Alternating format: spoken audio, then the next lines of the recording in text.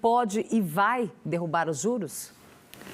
Cara, o governo só consegue derrubar os juros se ele desenhar de maneira crível uma política fiscal de longo prazo sustentável. Não tem outra opção de você derrubar os juros que não seja isso. Primeiro, porque é a estrutura fiscal, na verdade, é a projeção sobre as contas públicas que gera a precificação de quanto vai ser a alternativa, né? Os instrumentos financeiros que vão estar lastreados na taxa de juros futura.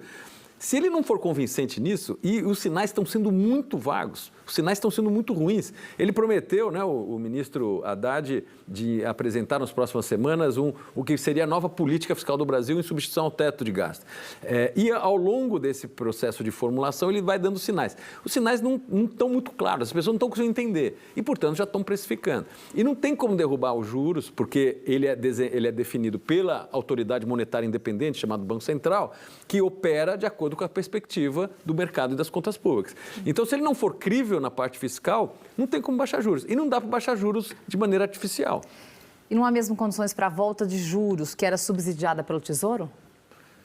Que é outra discussão que surgiu ali. Essa ideia de você jogar uma espécie de uma TJLP de novo, né? Essa taxa de juros de longo prazo, diferente daquela praticada pelo mercado ou praticada pelo Banco Central. Acho um pouco provável, porque apesar de ter ainda algumas pessoas ligadas aí ao governo Lula que pensam dessa maneira, de você ter uma estrutura de crédito, um mercado de crédito meio paralelo ao mercado, e que no fundo se sabe-se que você ao subsidiar isso, e principalmente drenando os principais atores para esse mercado, você aumenta o custo de todos os outros. Então, é um tiro no pé. Você favorece um, mas você piora a situação de todos os outros. Na média, você piorou a situação do mercado. Acho que se aprendeu com a experiência lá atrás. O que eles estão tentando fazer, eu acho que é colocar o BNDES talvez mais como um parceiro de investimento do que como um banco de créditos subsidiados.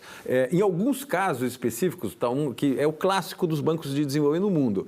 Se você tem projetos que realmente são estratégicos, principalmente de infraestrutura ou de inovação, onde você tem um nível de risco ou um nível de retorno no primeiro momento desse investimento, que o mercado não se interessa, mas você entende que é estratégico, nesses casos faz sentido você entrar com equity ou, de alguma maneira, você socializar um pouco o risco para viabilizar aquele investimento. Mas isso é feito de maneira muito seletiva. Ele não pode ser feito de maneira mal desenhada, porque ele gera custo para o resto da economia e, muitas vezes, aplica em projetos que não dá retorno. O próprio projeto não chega ao fim.